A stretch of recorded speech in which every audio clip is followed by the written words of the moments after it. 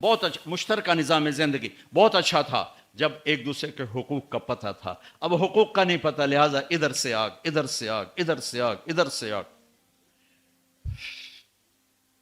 میں سر درد کا مریض ہوں، تھوڑی تھکاوٹ ہو شروع ہو جاتا، فاقہ شروع ہو جاتا، تو میں روزے رکھنے کے لیے مری چلا جاتا ہوں کہ بھئی چلو کوئی ٹھنڈک، روزے کا لمبا ہونا اور ٹھنڈک شاید اس کو کچھ وہ بیلنس کر دیتا ہے. تو میں کچھ 3-4 روزے پھر بھی چھوٹ جاتے ہیں لیکن اکثر پورے ہو جاتے. تو بھربن میں وہاں ایک جگہ میں ٹھہرتا ہوں، تو عصر کے بعد میں تھوڑا بیان کرتا ہوں معاشرت پر. تو پہلی دفعہ جب میں وہاں ٹھہرا تو 8ویں دن امام مسجد کی بیوی آئی ہمارے پاس، میری بیگم کے پاس، کہ جی بیگم صاحب میں نے آپ کا اور مولانا کا شکریہ ادا کرنا ہے کہ آج میری زندگی کا پہلا ہفتہ ہے میرے خامند نے مجھے مارا نہیں. پہلا ہفتہ امام مسجد، امام مصلی پہ کھڑے ہونے والے، کہا پہلا زندگی کا ہفتہ ہے میرے خامند نے مجھے مارا نہیں، ورنہ میری ہر دوسرے دن پٹائی ہوتی تھی. اور 10ویں دن امام صاحب خود آ گئے، کہا مولانا صاحب ہمیں پتہ ہی نہیں تھا زندگی کیسے گزار، ہمارے جو ماحول میں تھا ہم وہی کر رہے تھے. کہ میرے بہنوئی نے میری بہن کی ایک دفعہ ٹانگ توڑی، ایک دفعہ بازو توڑا، اور عالم دین ہے، عالم دین ہے. ہمیں کسی نے یہ بتایا نہیں تھا، ہم نے زندگی میں پہلی دفعہ یہ باتیں آپ کے منہ سے سنی کہ زندگی کیسے گزار. تو فرحان کی زندگی فتوے سے نہیں چلے گی کہ میں مفتی نعیم کا بیٹا ہوں، یہ تو حسن اخلاق سے چلے گی، میٹھے بول سے چلے گی.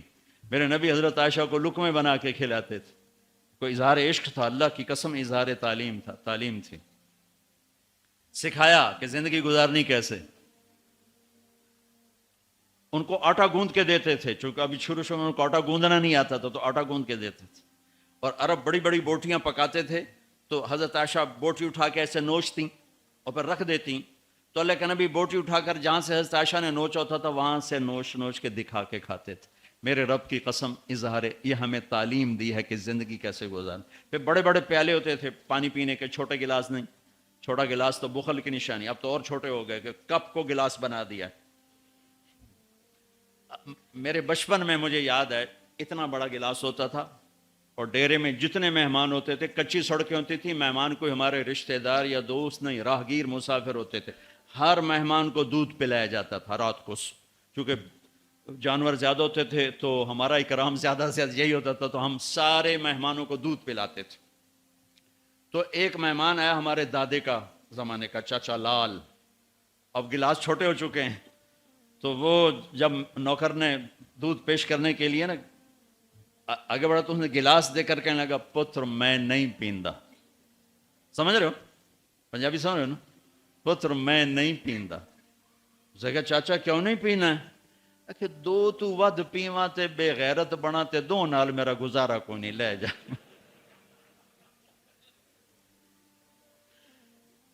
تو بخل کا زمانہ آ گیا، چھوٹی چھوٹی گلاسیں آ گئی. تو بڑے بڑے گلاس ہوتے تھے، تو اما عائشہ رضی اللہ عنہا پانی پی رہے ہیں، رکھ دیا. میرے نبی اٹھا کر جہاں حضرت عائشہ کے ہونٹ لگے ہوتے تھے وہاں ہونٹ رکھ کے پانی پیتے تھے. صرف تعلیم. جس ہستی نے اللہ کو آنکھوں سے دیکھ لیا ہو اس کو کسی چیز کی رغبت ہو سکتی ہے؟ جنت بھول جائے گی جب اللہ اپنا دیدار کرائیں گے، اب پردہ پوشی فرمائیں گے تو کہیں گے یا اللہ جنت نہیں چاہیے، تو چاہیے، بس تجھے دیکھتے رہیں، بیٹھے رہیں تصور جانا کیے ہوئے از لذت دیدارش، خسرو چتواں گفتن سر دادن و جان دادن نادیدہ رخ یارے. امیر خسرو کہہ رہے ہیں کہ یا اللہ بن دیکھے تیرے لیے لوگ سولیوں پہ چڑھ گئے، آروں سے چر گئے، چھروں سے کٹ گئے، بن دیکھے تیرے عشق میں جب تجھے دیکھیں گے تو کیا حال ہوگا. از لذت دیدارش خسرو چتواں گفتن سر دادن و جان دادن نادیدہ رخ یار. تو جس ہستی نے اللہ کو دیکھا ہو ان کے لیے عورتوں کی کیا رغبت ہے. یہ صرف سکھانا. ایک حدیث سنا دے، ما تزوجت وما زوجت الا بوحی من السماء نزل به جبریل. لوگوں میں نے جہاں شادی کی، میں نے جہاں بیٹی دی، پہلے آسمان سے وحی آئی، پھر میں نے قدم اٹھائے. اللہ کی قسم ہمیں سکھانے کے لیے تھا، ہمیں سکھانے کے لیے۔ ہاں ہاں، سفر سے واپسی ہو رہی ہے، ٹھیک ہے، آپ نے صحابہ سے کہا چلو بھائی تیز ہو جاؤ، وہ سارے تیز ہو گئے، یہاں تک کے نظروں سے غائب ہو گئے، ٹھیک۔ تو اب کون رہ گئے؟ اما عائشہ اور میرے نبی۔ تو اما عائشہ نہیں، میرے نبی نے کہا عائشہ دوڑ لگائیں، دوڑ لگائیں، لگائیں۔ اللہ اکبر، مفتی نعیم کا اتنا بڑا پیٹ، یہ دوڑ لگائے گا بیگم کے ساتھ؟ اور مولانا منظور مینگل کا اس سے بھی بڑا ہو گیا، یہ لگائیں گے؟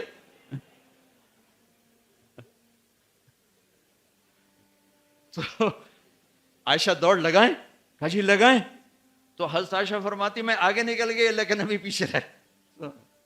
پھر کچھ عرصہ گزر گیا، کئی سال گزر گئے، پھر ایک سفر سے واپسی ہو رہی، آپ نے کہا ہاں بھائی آگے جاؤ، وہ سارے آگے جا گئے، اجل ہو گئے۔ آپ نے کہا عائشہ دوڑ لگائیں، کہا جی لگائیں۔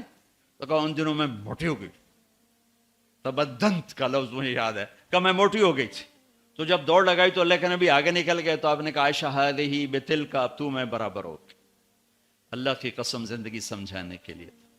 جہاد کا سفر سارا صحابہ کا قافلہ ہے، جنگ کا زمانہ ہے، دشمن چاروں طرف ہے، اور ہم اما عائشہ رضی اللہ عنہ اونٹ پہ بیٹھی اور ہاتھ لگایا تو ہار غائب۔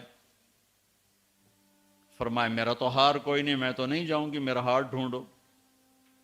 تو میرے نبی نے نہیں فرمایا چل بیٹھ، اتنے لوگوں کو تو پریشان کرتی، تجھے پتہ نہیں میں نے سبق پڑھانا تو میرے پیچھے پڑ گئی، طلبہ میرا انتظار کر رہے ہیں۔ آپ نے کہا بھائی عائشہ کا ہار ڈھونڈو، سب ڈھونڈنے میں لگ گئے، شام ہو گئی، سورج چھپ گیا اور ہار نہیں ملا، اور اس کے بعد تلاش بند ہو گئی، اندھیرے میں کہاں ملے گا؟ اب کیا ہوا؟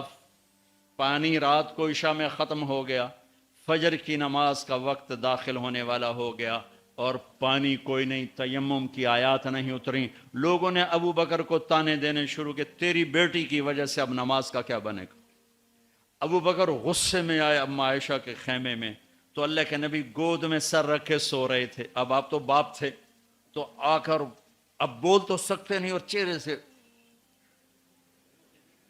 دوری تیری وجہ سے ہو، اور یہاں پسلی میں ماری انگلی، زور سے انگلی ماری، تو کہتے میں ایسے سخت ہو گئی تاکہ میرا بدن حرکت نہ کرے کہ کہیں اللہ کے نبی اٹھ نہ جائیں، تو چہرے سے غصے کا اظہار کر کے، اور میرے والد مرحوم جو تھے نا وہ گالیاں بہت نکالتے تھے، اور ان کی بخشش پنجاب کے ذمہ دار کیا تھے، جب میں تبلیغ میں لگ گیا تو اب وہ عادت مجھ سے شرماتے تھے، تو جب میں ہوتا تھا نا تو نوکر کو بلا کر اس کو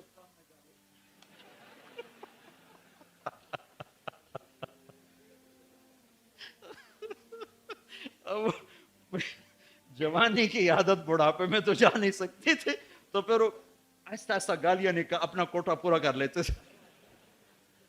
تو ابوبکر صدیق رضی اللہ عنہ میں کہ کہیں بھائی اللہ کا نبی اٹھنے کرتے رہو، انگلی مارتے رہے، تو اللہ نے آیات تیمم اتار دی۔ اس موقع پر تیمم کی آیات پہلی دفعہ 8000 سال میں یہ ہونے لگا ہے۔ بھلا مٹی سے آدمی صاف ہوتا ہے اور گندا ہو جاتا ہے؟ اللہ نے کہا نہیں نہیں، فتیمم، چلو تیمم کرو۔ اب سارے صحابہ میں خوشی کی لہر، اور سعد بن عبادہ کہنے لگے اے آل ابو بکر، یہ پہلی تو نعمت نہیں ہے جو تمہارے گھرانے کے طفیل ہمیں ملی ہے، اس سے پہلے بھی بڑی نعمتیں تمہارے گھر کی طفیل ہمیں ملی ہیں۔ اللہ نے تیمم کی آیت اتار دی۔ میرے نبی نے قافلے کو نہیں چلایا، یہاں تک کہ حضرت عائشہ نے کہا اچھا یا رسول اللہ اب چلیں، ہار کو چھوڑیں۔ پھر میرے نبی چلے، اور جب اونٹنی کو اٹھایا تو ہار اس کے نیچے پڑا ہوا تھا، وہ سارا باہر ڈھونڈتے رہے، ہار نیچے چلا گیا تھا گر کر۔ یہ میرے نبی کی زندگی ہے، یہ مینگل صاحب سے کہتا ہوں پڑھائیں، مفتی نعیم سے کہتا ہوں یہ زندگی پڑھائیں، کہ ان کی بیویاں ان کو دعائیں دیں، ان کے ماں باپ ان کو دعا دیں، ان کی اولاد ان کو دعا دے۔ وہ باپ نہیں ہے جس کو دیکھ کے بچے ڈر جائیں، وہ تھانے دار ہے، تھانے دار بیٹھو ہے۔ وہ استاد نہیں جس کو دیکھ کے شاگرد ڈر جائے، وہ تھانے دار ہے۔ وہ خامد نہیں ہے جس کو دیکھ کے بیوی سہم جائے وہ تھانے دار ہے، خامد وہ ہے جس کو دیکھ کے بیوی خوش ہو، باپ وہ ہے جس کو دیکھ کے اولاد خوش ہو، استاد وہ ہے جس کو دیکھ کے شاگرد خوش ہو۔ اپنے مصنوعی روب جمانا کہ استاد کی ہیبت ہونی چاہیے، ارے ہیبت، محبت ہونی چاہیے، محبت سے علم منتقل ہوتا ہے، ہیبت سے نہیں ہوتا، محبت سے جا کر فریکوینسی ملتی ہے، کال ملتی ہے اور پھر جذبات منتقل ہوتے، تم ہیبت بٹھانے کے چکر میں